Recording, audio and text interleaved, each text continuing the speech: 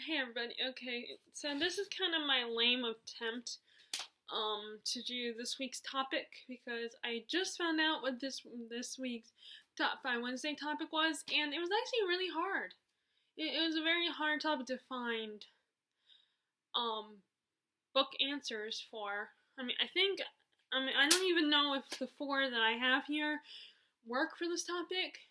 Um by the way, the reason why there is that big, huge, gaping hole is because I'm once again redesigning my shelves.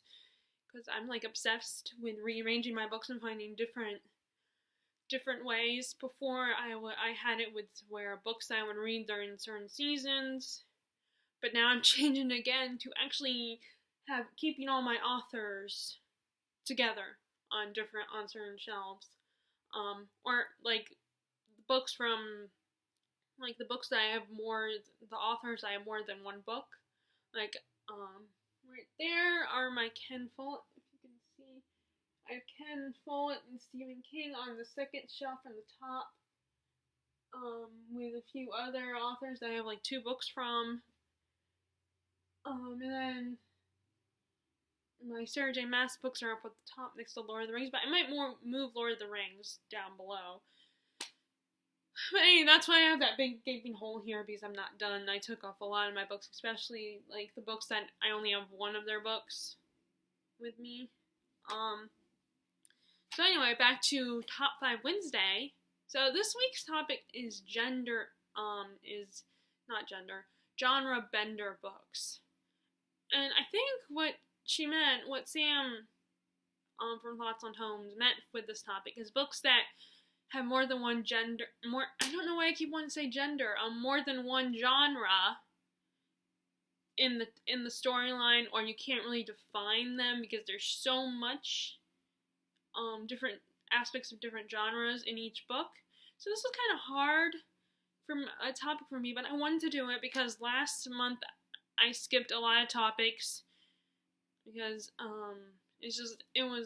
there were hard, challenging topics, and this month they're kind of challenging too, but I'm going to try to do them because I really like doing these topics. So I picked, there are only 4 books that I really could think of, and some of them I'm not even sure if they actually go with the topic. But, I tried, so. And some of them I actually no longer have in my possession, but they were the books that came to mind that I think might fit this topic. Like I said, it's, genre bender books that you can't really define what genre they are in. Like, they have more than one genre in the story.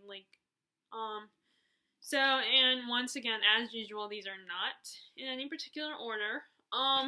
This first one was actually one that I saw, I looked at someone that already had published their Top 5 Wednesday this week last night before I went to bed. So this one, and I agree with this person about this one is a genre bender. And although I did not finish, I've only read the first 2 books. This is a series. And that is The Raven Cycle. Although this person said The Raven Boys. So I guess they weren't talking about the whole series. But I imagine the whole series could be a genre bender. Because there's so much in the story. There's magic.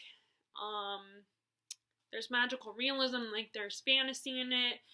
There's, like, it's about teenagers. So there's things that, there's teenage drama.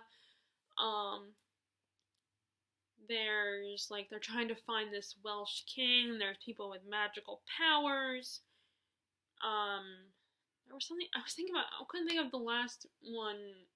It's one of the things I thought about yesterday. There's, of course, a little bit of romance. Like, teen romance. There's ley lines and a lot of fantasy, but it's not, and there's ghost in there too. There's, like, the female character in the story, Blue, she comes from a family of psychics, and she amplifies people's powers, and at one point, she's seen ghosts, and so I think one of the characters, Adam, can see ghosts now. So there's, like, paranormal, and there's magic, and there's romance. There's so much going on. Like I said, I've only seen the first two books, but like I said, I imagine that all this stuff just keeps going, keeps happening in each of the books. There's adventure too. So I feel like this, I guess you could label this as magical realism. But but I don't, like I said, I agree with that person's blog that I looked at, that this series could be defined as a genre bender.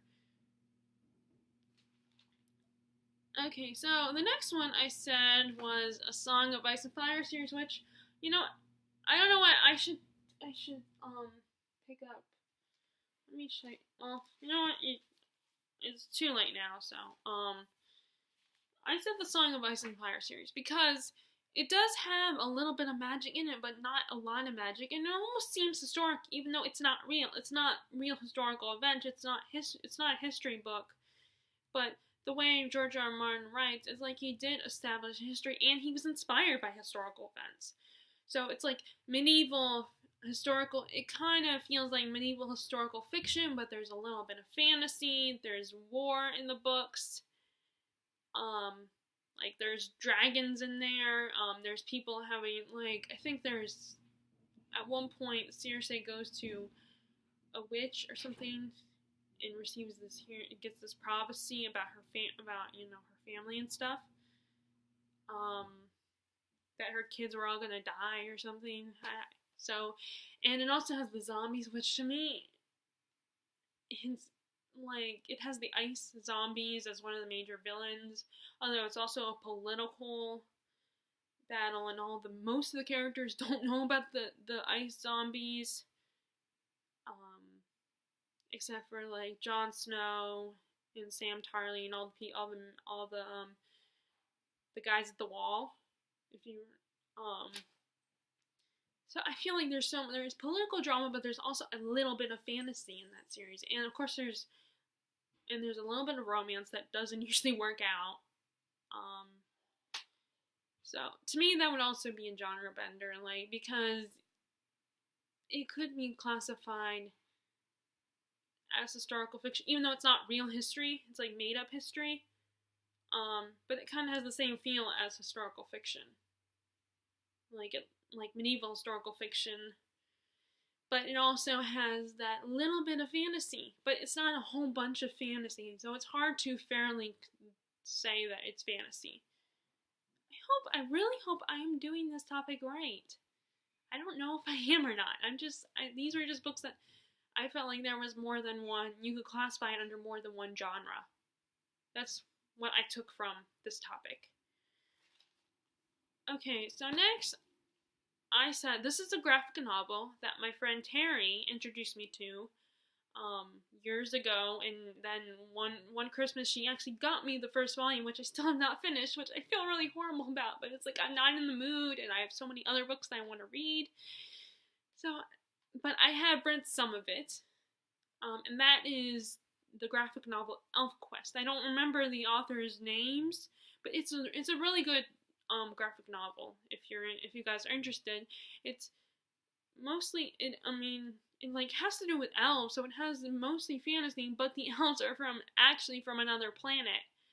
So that's why I classify this as a genre bender, because it's fantasy with the elves and stuff, but they're from another planet, or their ancestors were from space, from up there, from another planet. So it's a little bit of science fiction, and I feel like, although I still firmly I do not like when people get them mixed up. Like, there's an interview, one of those on live with Kelly and Ryan. They were actually interviewing. They were interviewing Jensen Ackles and Jared Padalecki. They were separate interviews. For Supernatural, because the show has become so successful and so popular. So they were being interviewed, and Ryan referred to the show as science fiction, and oh my god, it drove me crazy. I was like, no, it's not science fiction. When I think science fiction, I think of space travel, aliens, time travel, technology gone awry, superhumans, like superheroes and supervillains, that kind of stuff. fantasy is more like magic, and then there's the darker fantasy with the supernatural stuff with the vampires and werewolves and demons and all that, and then there's fantasy where it's magic and other worlds like Lord of the Rings and magical creatures and wizards, and depending how you look at witches, because witches I think are one of those aspects that can cross from the darker supernatural fantasy and the regular fantasy, like Lord of the Rings type fantasy. And it just drives me crazy when people act like they're the same thing, and they're not, but you can mix them together. You can have a fantasy storyline with a little bit of science fiction in there, with a little bit of science, and the same thing, you can have science fiction with a little magic. Like the same friend who introduced me to Elfquest said that she feels like Star Wars is more fantastical than Star Trek, because it has like the psychic powers of the Jedi, which, because I'm such conflicted, I get so annoyed when people mixing the two of them up. I feel bad, but I do get it's kind of a pet peeve of mine that she's all like, oh, Star Wars is fantasy, and and of course maybe the other Star Wars fans do consider it fantasy, but to me it's not really fantasy. It has psychic powers, I guess, could potentially be classified as an element of fantasy, but to me it's not fantasy. It's more science fiction. And psychic powers are of the mind, of your mental capacity, so I think it's more towards science fiction, but I guess maybe some people think of it, psychic powers, as fantasy, because like gypsies are associated with psychic abilities, and there are sometimes people in fantasy stories or supernatural stories that have psychic abilities, but it's a pet peeve of mine. But yeah, Elfquest is a mixture of science fiction and fantasy. I feel like it's mostly fantasy, but like I said, the elves, they originated from outer space. Which, by the way, like I said, it's a really cool graphic novel. If you haven't heard of it and are interested, it's basically, like I said, I don't know who the authors are who illustrated and write the graphic novel, but it's really cool because, like I said, their ancestors come from outer space, and there's magic in it, and the elves are not just, they're not just the little cookie-making, toy-making little creatures with the beards and all that kind of, and are really cute. I mean, although they actually are really cute, but they're not all slender and beautiful and, or have that arrogant, snobby air of the elves of Lord of the Rings. They're like in the middle, where they're kind of almost human sized, but they're really cute, and they have the pointy ears and the long hair. Well, humans get long hair. I mean, I got long hair right now, which I want to cut soon, but it's kind of hard with my new job and everything. They're just really cute, and they're warriors, and they kind of remind me of Native Americans in a way, because they really, although I think, all elves are like that. In any story, elves care about the environment and stuff, but they remind me more of Native Americans than the elves of Lord of the Rings, to be honest. But I really like them, because the only elves that I am familiar with are the ones that look like Lord of the Rings elves, or the elves that, bake cookies and live in trees and make toys. But I definitely recommend Elfquest. And like I said, I classify it as a genre bender because I think it mixes a little bit of science fiction and fantasy. Let's see. Okay, so like I said, I only have 4 on here. I couldn't think of a 5th one, but I really wanted to do, especially, today's Wednesday and everything. So, the last one I have here, which I do not have in my possession anyway, so I wouldn't have a book to show you if I had remembered to show you guys my books that I talk about on here. But that is Dr. Franklin's Island. It is based on the island of Dr. Moreau, where these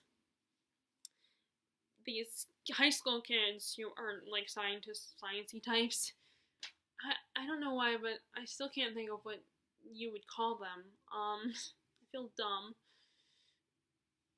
But they all win a chance to go to, oh, why is it escaping me right now? I can't remember where they were supposed to go. To another country to study, biology or genetics or something. It's, to be fair, it has been a long time since I read this book, but I remember really enjoying it. I remember really loving it. But these four kids, their plane crashes on this island, and they get kidnapped by this Dr. Franklin who experiments on them and turns them into half-human, half-animal hybrids. And it's about them trying to escape and trying to turn back into regular humans and shed the animal aspects of themselves. And he does, the Dr. Franklin does turn them into half-animal, half-human hybrids, but I think somehow they're able to turn back. I don't remember. It's been so long since I read the book, but I remember really loving it and really enjoying it. It was very dark. I actually like it. I liked it better than the one I just read, The Madman's Daughter. Maybe because the main girl kind of got on my nerves.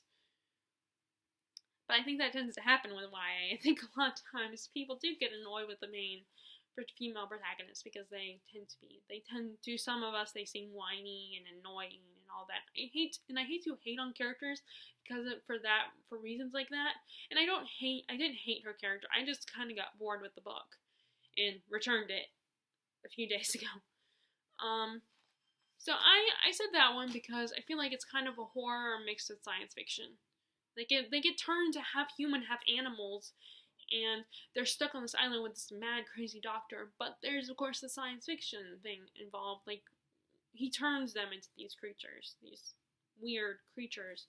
So it was kind of, like I said, it was kind of a lame attempt. I couldn't think of I wanted to at least get 4 in here. This was just a really hard topic. I really wanted to do it, though, so I attempted it. So that was my top 5, top 4, technically. Top 4, genre bender books. So I hope maybe the rest of you guys will be more successful with coming up with answers for this topic. Top 5 Wednesday is a group, on Goodreads. Originally created by Ginger Reads Laney and is currently hosted by Sam from Thoughts on Tomes. I will post the link to the group on Goodreads so you can, see the different topics, and maybe if you're interested in doing it, even if you don't want to join the group, if you're still interested in doing Top 5 Wednesday, then I will show you all, then I will give you the link to all the different topics. And I will talk to you guys later.